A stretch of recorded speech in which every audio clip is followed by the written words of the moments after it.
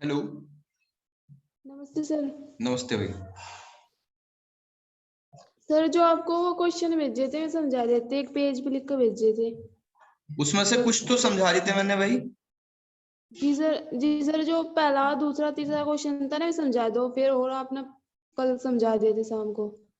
हाँ कोई बात नहीं, समझ दूंगा।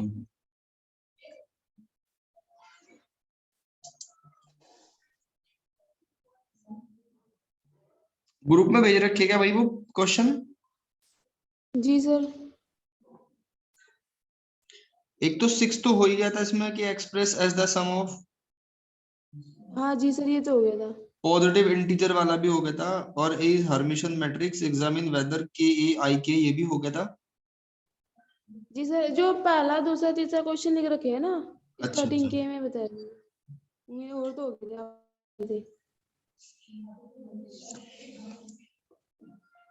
देखिए ई की पावर वाला ये तो मैंने जी रोक सर। रखा है, तो एक्सप्लेन करूंगा मैं आपको। फर्स्ट क्वेश्चन भी था इसमें ही।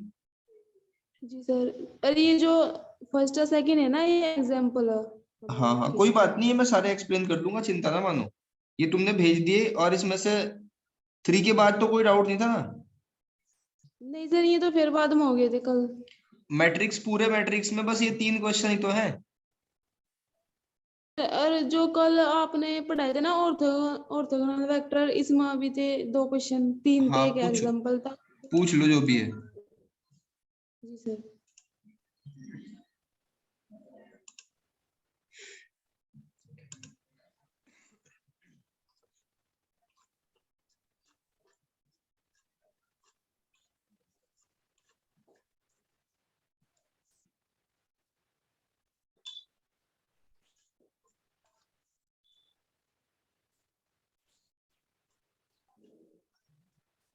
बताओ भाई कौन सा था? Exercise 2C। सर इसमें तो लास्ट वाले बता दे दो। बाकी सारे कर लिए? जी सर, ये 9 ठीक है, बार 10 बता दी। ठीक। देखो 9th क्वेश्चन कर लेते हैं पहले। इसमें दिया हुआ है ए एक स्क्वायर मैट्रिक्स है, और ए माइनस हाफ आई और ए प्लस हाफ आई ये ऑर्थोगोनल मैट्रिक्स है। ऑर्थोगोनल का क्या मतलब होता है? ऑर्थ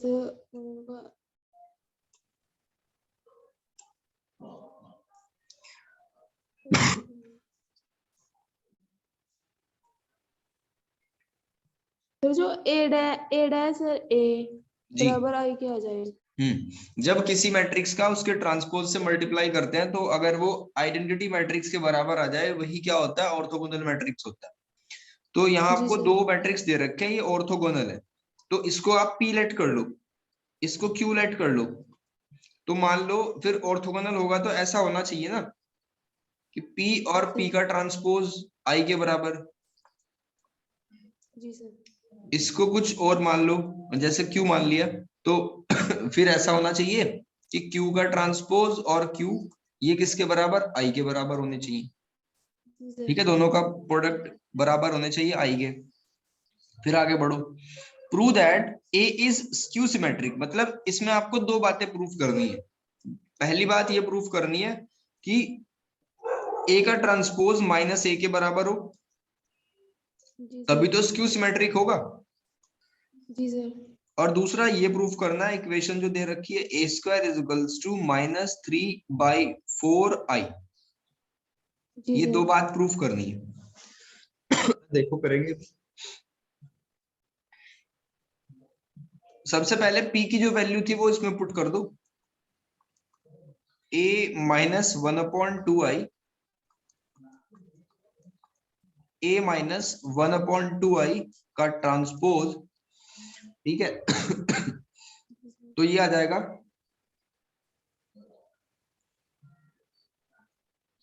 और q को प्लस मान रखा है, तो इनको साथ साथ में सोल्व करते हैं। जी सर।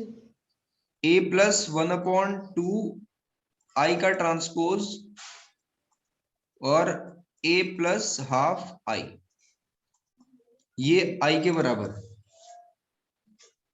जी सर। चलो इतना हो गया। अब एक चीज देखो आप, जब ये दोनों ही i के बराबर है, इसका मतलब आपस में इक्वल होंगे। जी सर। तो लिख सकते हैं from equation first and second we can write as, क्या लिख सकते हो कि a प्लस I/2 का ट्रांसपोज और a प्लस 1/2 I, ठीक है, जी किसके बराबर है?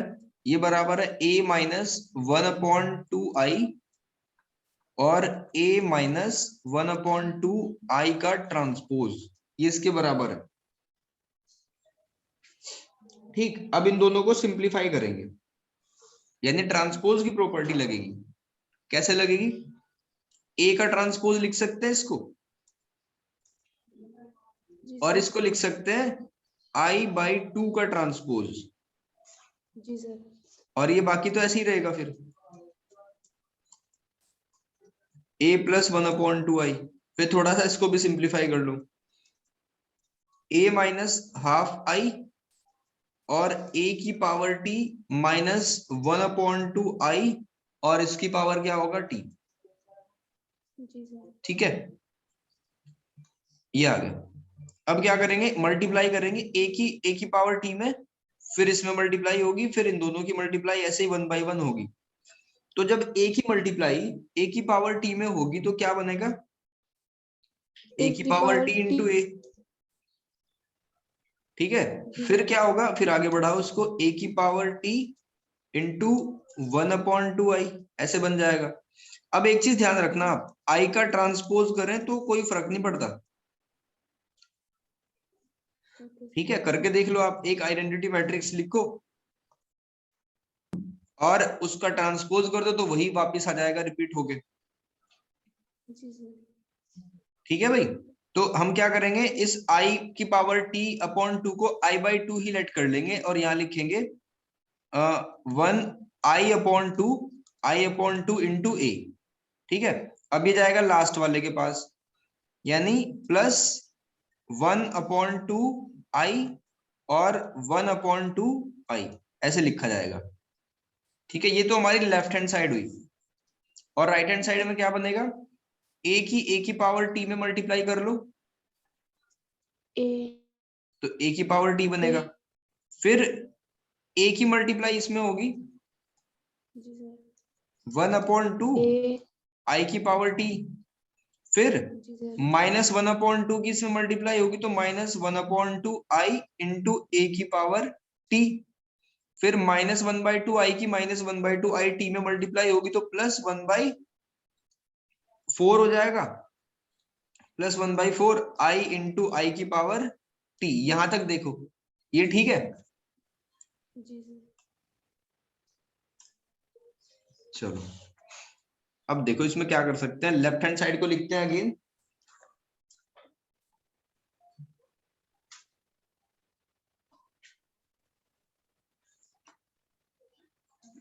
ये हो जाएगा हमारा a इंटू a की पावर t। अच्छा, ये कैंसिल भी हो रहा है तो कैंसिल कर दो, ठीक है भाई। जी सर। और ये भी कैंसिल हो गया, जो बचा अब वो लिख दो। हम लिख सकते हैं a की power t into 1/2I plus a into I/2 is equals to minus a into I की पावर t अपॉन 2, फिर -1/2I और a की पावर t, ठीक है। ये लिख दिया। अब देखो क्या करेंगे,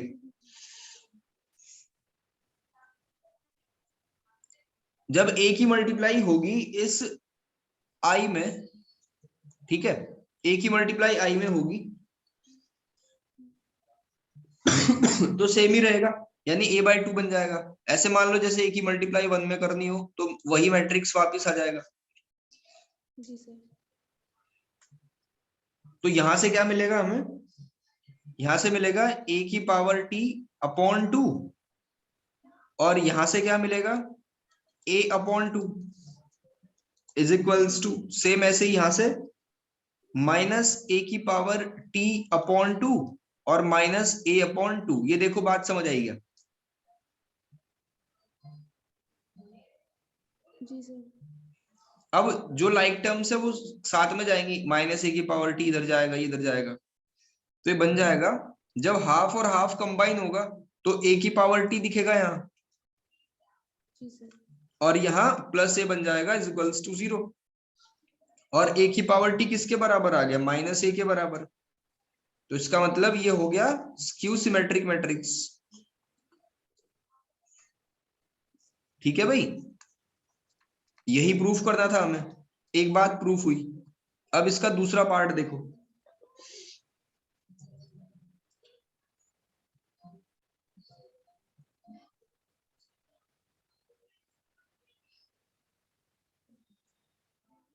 अब क्या करो, देखो a⁻t को हमने माइनस a के बराबर प्रूफ कर लिया। ठीक है, तो वो यहां पुट कर दो कोई भी इक्वेशन में, या फर्स्ट में पुट कर दो या सेकंड इक्वेशन में पुट कर दो, सेम ही आएगा। तो क्या कर सकते हैं,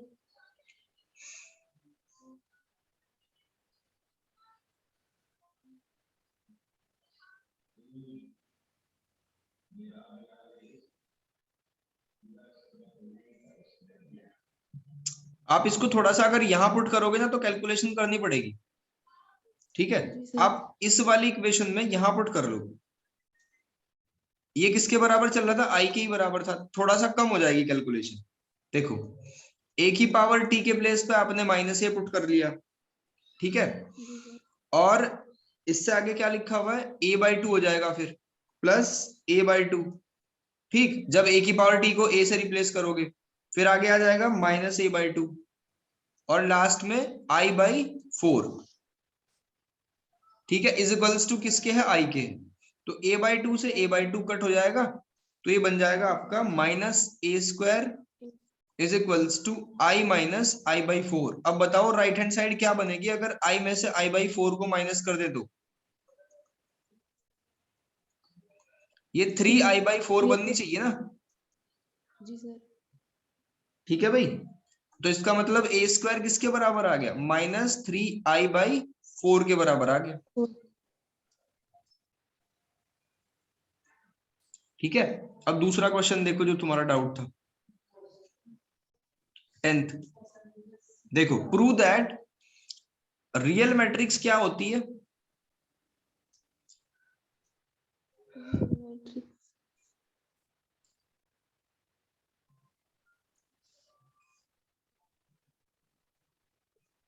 पता नहीं सर। रियल मैट्रिक्स वो होती है जिसमें कोई भी नंबर इमेजिनरी ना हो, यानी सारे के सारे क्या हो? रियल हो।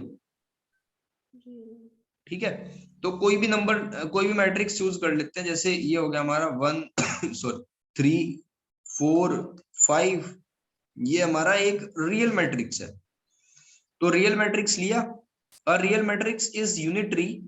वो यूनिटरी होगा if it is a orthogonal, अगर वो ऑर्थोगोनल पहले से ही दिया हो। ऑर्थोगोनल क्या होता है? a का ट्रांसपोज बराबर आई के। a का transpose is equals to i, यानी ये चीज आपको दे रखी है पहले से।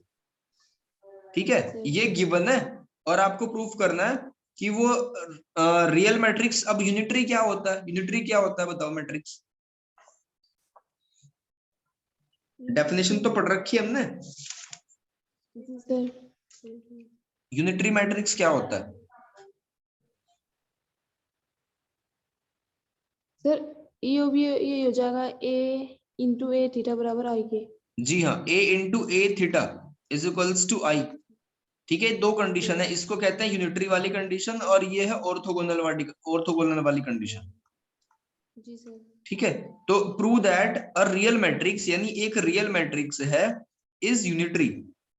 वो इस बात को मानेगा अगर आपको पता हो कि वो ऑर्थोगोनल है तो। ठीक है भाई, अगर आपको ये पता है कि एक मैट्रिक्स है जिसका उसके ट्रांसपोज से मल्टीप्लाई करने के बाद वो आई आ जाता है, तो वो इस बात को भी मानेगा। देखो क्वेश्चन ये बहुत बेसिक सा है। आप कोई भी मैट्रिक्स चूज कर लेना, कोई भी एक मैट्रिक्स चूज कर लेना, जिसका ट्रांसपोज से मल्टीप्लाई करके आई बन जाए। ठीक, तो ऐसा चूज कर सकते हैं आराम से।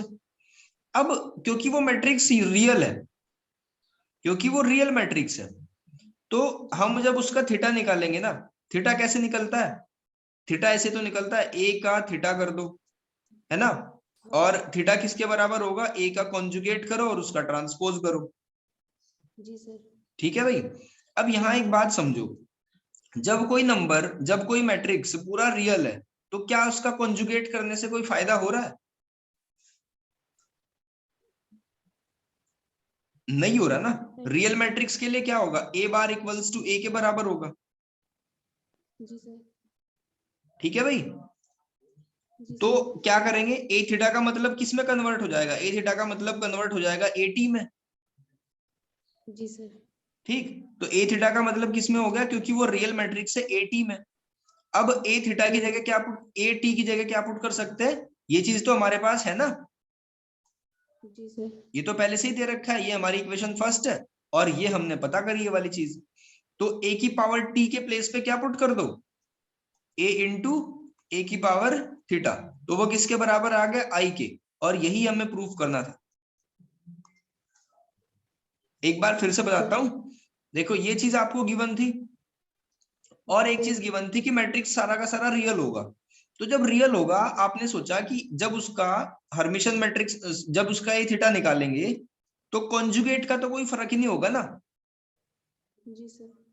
कॉन्जुगेट तब काम करेगा जब वो इमेजिनरी हो, तो इसका मतलब ए का बार ए के बराबर हो जाएगा, और उसका बस ट्रांसपोज का मतलब रह जाएगा फिर। तो ए थीटा को किससे रिप्लेस कर दो, ए टी से, हो गया काम। ठीक है भाई। जी सर। इससे पहले वाले किसी क्वेश्चन में कोई दिक्कत? नहीं सर, एग्जाम्पल था सर।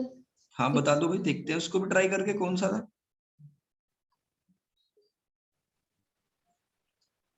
6 था सर वाला क्वेश्चन। Example number 6। जी सर। चलो देख लेते हैं एक बार। A is real skew matrix, real है और वो स्क्यू सिमेट्रिक मैट्रिक्स है, यानी इसका मतलब ये है कि ए का ट्रांसपोज माइनस ए के बराबर होना चाहिए, सच दैट, और ये भी दिया हुआ है कि ए स्क्वायर आई के बराबर, ए स्क्वायर प्लस आई मिलके क्या बनाते हैं, जीरो मैट्रिक्स बनाते हैं। जीरो। तो show that A is orthogonal. अब ऑर्थोगोनल फिर से दिमाग में क्या आएगा, ए इंटू ए का ट्रांसपोज इक्वल्स टू आई आई के। इज ऑफ इवन ऑर्डर, वो इवन ऑर्डर का है। तो देखो समझते हैं भाई, हमने ये वाली बात लिख दी ना, ए का ट्रांसपोज ए के बराबर, तो आप ऐसे भी लिख सकते हो इसको, इसको आप ऐसे भी लिख सकते हो कि माइनस ए की पावर ट्रांसपोज इक्वल्स टू ए। बात तो एक ही है, माइनस से उधर मल्टीप्लाई कर दो या इधर कर दो। जी सर। ठीक है, देखो फर्स्ट वाली लाइन हमने लिख ली। अब क्या करेंगे, हमने दोनों साइड ए से मल्टीप्लाई कर दिए, दोनों साइड ए से मल्टीप्लाई कर दिया, तो लेफ्ट हैंड साइड में तो ए स्क्वायर बनेगा, जी सर। और राइट हैंड साइड में क्या बना, माइनस ए इंटू ए की पावर ट्रांसपोज बना। ठीक। ठीक है, अब देखो ए स्क्वायर जो हमें गिवन था उसके अकॉर्डिंग क्या लिख सकते हैं, जीरो माइनस आई, तो यहां प्रकट हो गया जीरो माइनस आई, तो zero minus I equals to minus A into A का ट्रांसपोज। अब किसी को जीरो में से माइनस करोगे तो कोई फर्क थोड़ा ही पड़ेगा, तो इसको तो वैसा ही लिख सकते हैं, उससे फायदा क्या होगा, माइनस से माइनस उड़ा दिया, ये ए इंटू ए का ट्रांसपोज आई के बराबर, इसका मतलब हमने क्या प्रूफ कर दिया भाई, ऑर्थोगोनल प्रूफ कर दिया उसको। जी सर। ठीक है, अब इवन ऑर्डर का प्रूफ करना है, तो देखो आगे, अगेन हमें क्या पता है कि अगर ए का ट्रांसपोज करें और उसका यानी डिटर्मिनेंट निकालें, ये डिटर्मिनेंट लिखा हुआ है। ठीक है, डिटर्मिनेंट क्या होता है आपको अभी समझ आएगा जब आप पढ़ोगे नेक्स्ट वाले स्लाइड पे, 12th का तो वैसे याद भी होगा कि मैट्रिक्स की वैल्यू निकालने को डिटर्मिनेंट कहते हैं। ठीक है भाई, तो अगर ए मैट्रिक्स की वैल्यू निकालो आप, मान लो 4 आई, ए का ट्रांसपोज करके डिटर्मिनेंट की वैल्यू निकालो, तो वो भी 4 ही आएगी। ठीक है, तो इसलिए लिखा हुआ है कि ए का मोड इज इक्वल्स टू ए के ट्रांसपोज का मोड, ये दोनों बराबर है। ठीक है भाई, जी सर। ये प्रॉपर्टी है 12th क्लास में ही। कि किसी भी, और शायद जब प्रॉपर्टी ऑफ डिटर्मिनेंट पढ़ते हैं तो उसकी पहली प्रॉपर्टी है कि किसी भी ट्रांसपोज को अगर मोड लेने के, अगर किसी भी मैट्रिक्स का ट्रांसपोज कर दो और फिर मोड निकालो तो दोनों सेम ही आएंगे। ये पहली प्रॉपर्टी है और बड़ी फेमस प्रॉपर्टी है डिटर्मिनेंट की। ठीक है भाई यहां तक? जी सर। देखो अब ये भी एक प्रॉपर्टी है डिटर्मिनेंट की। ठीक, ऐसे लिख सकते हैं के ए इज इक्वल्स टू, ये बाहर आ जाएगा ऑर्डर में, एन क्या होगा, इसका ऑर्डर होगा मैट्रिक्स का, और डिटर्मिनेंट ए, ऐसे आ जाएगा। ठीक है, तो हम क्या लिख सकते हैं, ये वाली चीज हमें पता है। अब देखो हमने अभी क्या प्रूफ करा है, अभी हमने प्रूफ करा कि ए का ट्रांसपोज माइनस ए के बराबर है।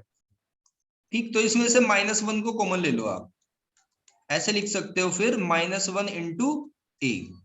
अब दोनों साइड आपने देखो, ये दोनों प्रॉपर्टी आपको ध्यान रखनी है, एक तो ये वाली, ठीक है, और एक ऊपर हमने जो लिखा था कि ए का डिटर्मिनेंट ए के ट्रांसपोज के डिटर्मिनेंट के बराबर, ये दोनों काम आएंगे इसको प्रूफ करने में। तो अभी हमारे हाथ में ये था, अभी हम ये प्रूफ करके लाए थे।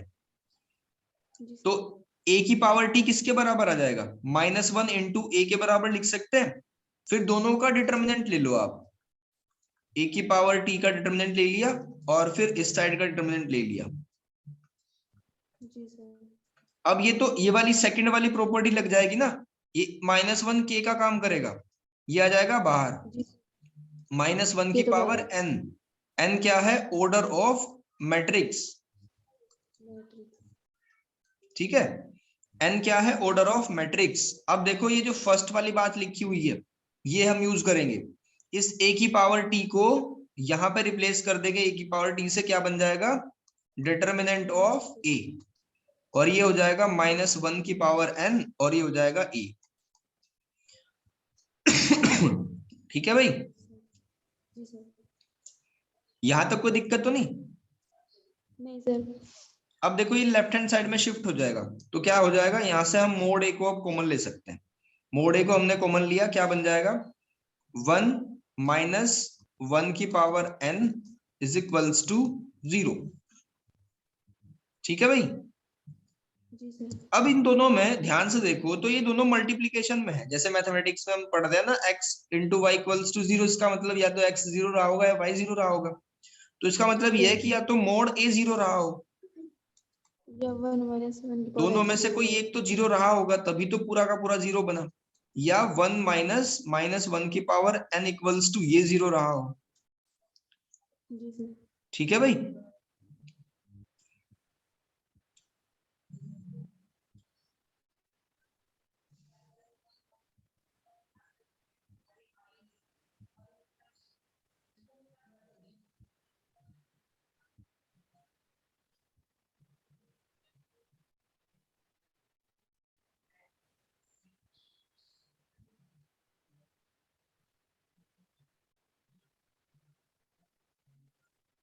अब देखो आगे क्या दिया हुआ है,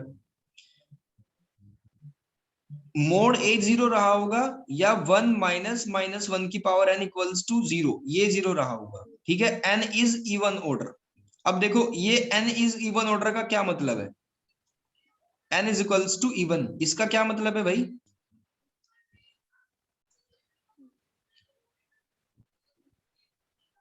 ये वाली बात, दूसरी वाली बात कब होगी, जब n की जगह हम कोई इवन नंबर पुट करेंगे। जैसे मान लो आपने 2 पुट कर दिया, तो -1 की पावर कितना हो जाएगा, 2, यानी 1 आ जाएगा। -1 की पावर 4 पुट कर दिया तो भी 1 आएगा, -1 की पावर 6 पुट कर दो तब भी 1 आएगा। यानी ये बात केवल तभी हो सकती है जब ये वाली 0 हो जाए, ये पूरा 1 हो जाए और 1 - 1 फिर 0 हो जाएगा, यानी n क्या होगा, यहाँ इवन होगा। ठीक है भाई, जी सर। n इवन होगा। और देखो हमें क्या प्रूफ करना था, यही दो बातें प्रूफ करनी थी, ऑर्थोगोनल और ये इवन ऑर्डर का हो। जी सर। ठीक है भाई, और कोई है इसमें कुछ पूछना है? नहीं सर, और तो हो गए थे क्वेश्चन। चलो बाकी वो तुम्हारे 3 डाउट रह रहे हैं अभी, थोड़ा डिटर्मिनेंट के बारे में बता देता हूँ। डिटर्मिनेंट क्या है, एक मैट्रिक्स की नंबर में वैल्यू निकालने का एक तरीका है डिटर्मिनेंट। मैट्रिक्स को हम ऐसे विंडो से शो करते हैं, और डिटरमिनेंट के लिए विंडो को खोल देते हैं। जी सर। और डिटरमिनेंट की वैल्यू कैसे निकालते हैं? अगर 2 by 2 का मैट्रिक्स है तो the value of determinant of order 2 is equals to the product of element along the principal diagonal minus the product of sir diagonal cross से एलिमेंट। मल्टीप्लाई हो जाएगा प्लस। जी, ये -12 में से इसको माइनस कर देंगे तो इस तरीके से बन जाएगा 23। 3 by 3 के मैट्रिक्स को भी सोल्व करना देखेंगे अभी, डिटरमिनेंट को। आसान तरीका है उसका भी, जैसे ये वाला है। आपने चलो सोल्व करके बताओ मुझे 12th के नॉलेज के बेस पे इसकी वैल्यू क्या होगी।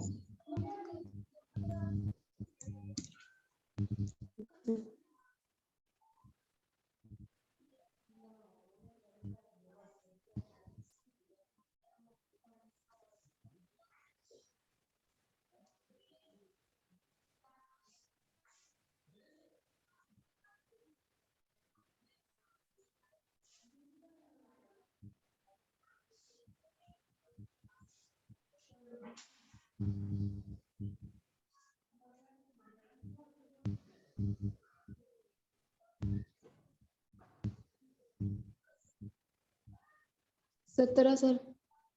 कितना? 17। जी सर। बिल्कुल ठीक है, बहुत बढ़िया। अब देखो माइनर और को फैक्टर, चलो बताओ मुझे क्या होते हैं माइनर और को फैक्टर, कुछ याद है क्या तुम्हें? सर को फैक्टर तो जिक्र जिक्र ऐसे निकालेंगे ना, A11 A12 जी हाँ A13 बिल्कुल। A2। जी सर ऐसे निकल जाएंगे, जैसे इसमें आपने एग्जांपल दिया था A11 तो 1 निकल जाएगा, A1 हाँ A1 2 3 निकल जाएगा, A1 3 4 निकल जाएगा, ऐसे निकलते चले जाएंगे सर। जी।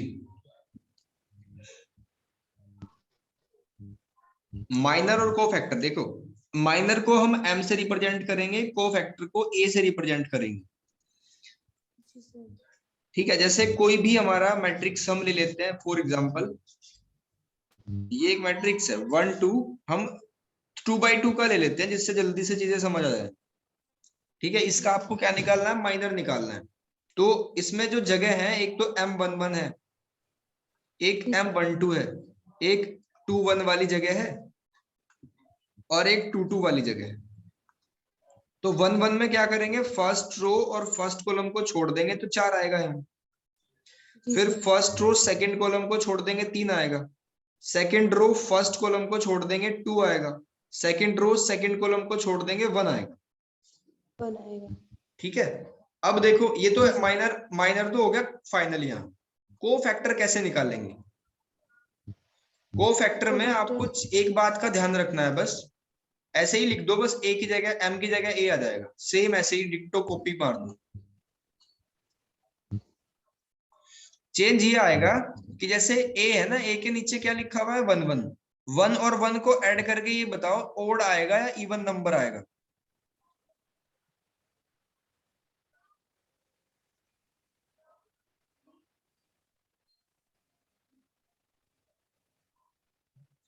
A1 1 तो उसमें 1 ही आएगा। इवन आएगा ना। 1 + 1 2, 2 एक इवन नंबर है। तो जब जब इवन आएगा तो माइनर ही को फैक्टर होगा। जी सर। ठीक है, लेकिन जब इवन नहीं आएगा यानी ओड आएगा तो उसमें साइन चेंज कर दो उसका। अगर प्लस है तो माइनस और माइनस है तो प्लस। समझ आ गया भाई? माइनर और को फैक्टर बस इतना सा है और कुछ नहीं है। जी सर। 12th में भी दे रखे थे ऐसे ही। हाँ बिल्कुल वही है। इसमें एक दो प्रॉपर्टी है जो ध्यान रखनी है।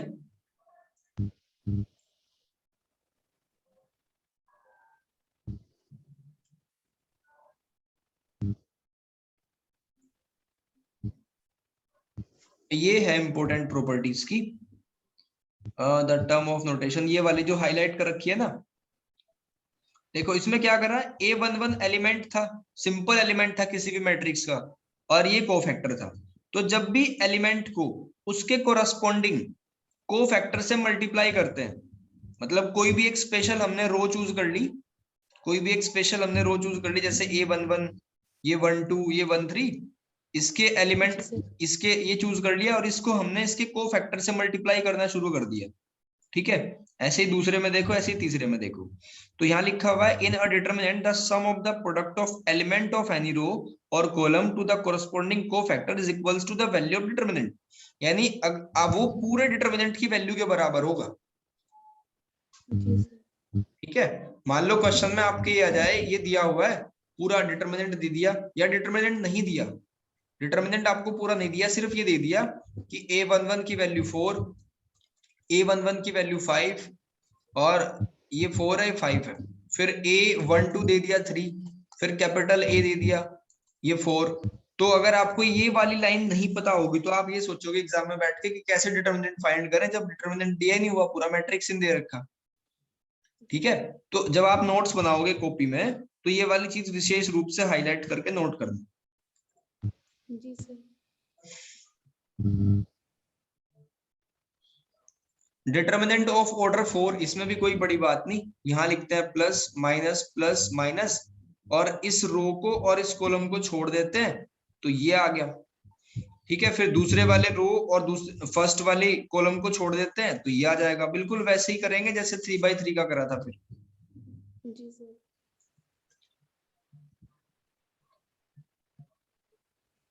स्क्वायर मैट्रिक्स ये भी वही है बिल्कुल।